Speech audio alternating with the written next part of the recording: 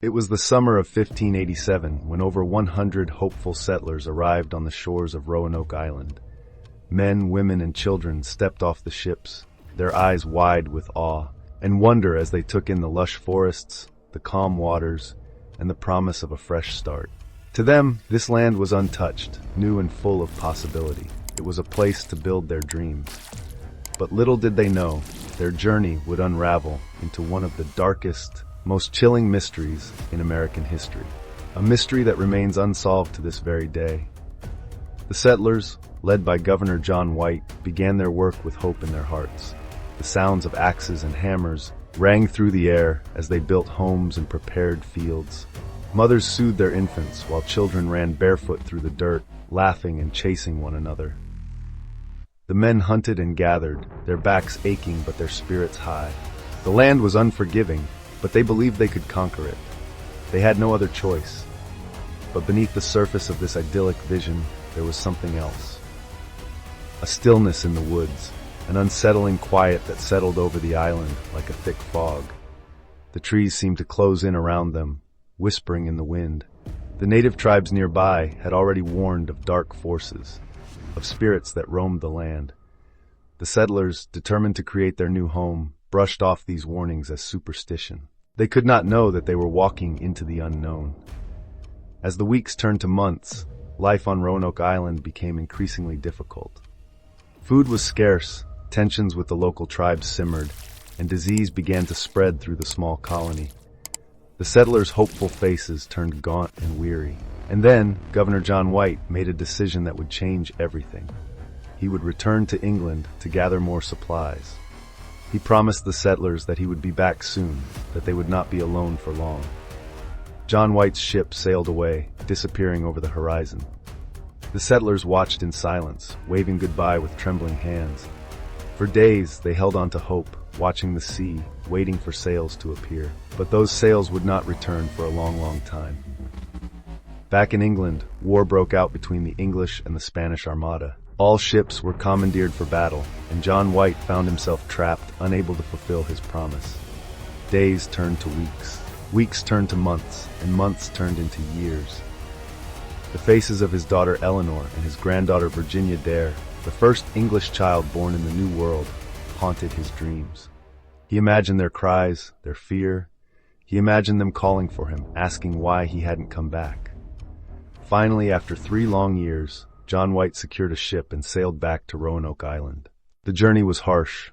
The waves crashed against the ship as if nature itself wanted to keep him away. But nothing could stop him. His heart raced as the island came into view, and as the ship neared the shore, he stood at the bow, searching for the village, searching for signs of life, searching for his family. But when they arrived, the sight that met him froze the blood in his veins. The settlement was empty, silent. Homes stood weathered and abandoned, their doors hanging open like gaping mouths. There was no sign of a struggle, no bodies, no broken belongings. It was as though the settlers had simply vanished into thin air. John White's heart pounded as he called out their names, his voice echoing through the dead air. Only silence answered him. Then they saw it. A single word carved into the trunk of a tree, Croatoan. The letters were deep, deliberate, as if whoever carved them wanted them to be found. It was the only clue left behind. Croatoan was the name of a nearby island and the tribe that lived there. White's mind raced. Had the settlers gone to Croatoan? Had they been taken in by the tribe? Or was this something far darker, a mark left behind by something unspeakable? Desperate for answers, White and his crew prepared to sail to Croatoan Island, but fate intervened. A violent storm rose from the sea, dark clouds swallowing the sky. The winds howled, tearing at the sails, and the waves threatened to drag the ship under.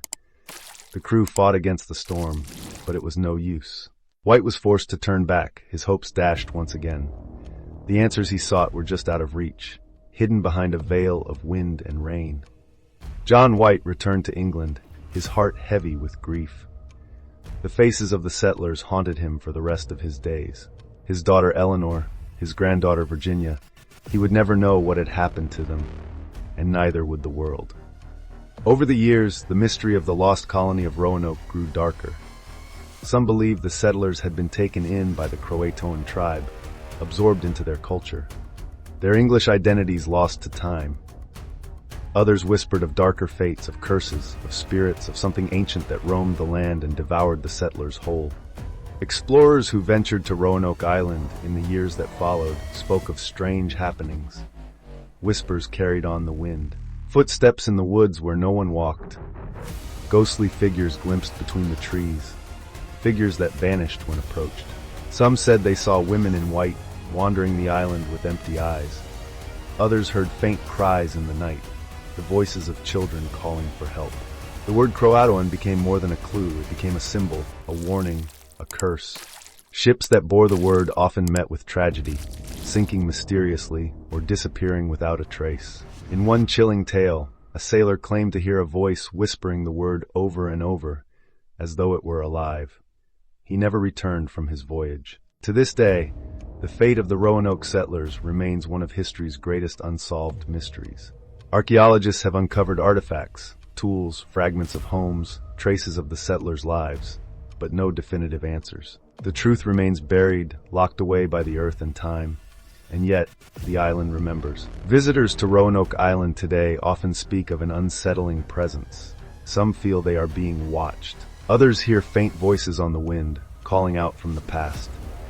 And in the quiet of the woods, the word Croatoan seems to echo, etched into the fabric of the land itself. What happened to the settlers of Roanoke? Were they taken in by the Croatoan tribe, living out their days in peace? Or did they meet a darker fate, swallowed by forces beyond comprehension? Perhaps the answers are still out there, waiting to be found. Or perhaps some mysteries are never meant to be solved. So imagine this. You're standing on the deserted shore of Roanoke Island. The waves lap at your feet, the wind whispers through the trees, and the air feels heavy, too heavy. You look around searching for answers and then you see it. A single word carved into a tree. Croatoan. You take a step closer, your heart pounding, and suddenly you hear it. A faint voice, a whisper carried on the wind. It calls your name, and as you turn to look, the shadows close in and you realize you are not alone.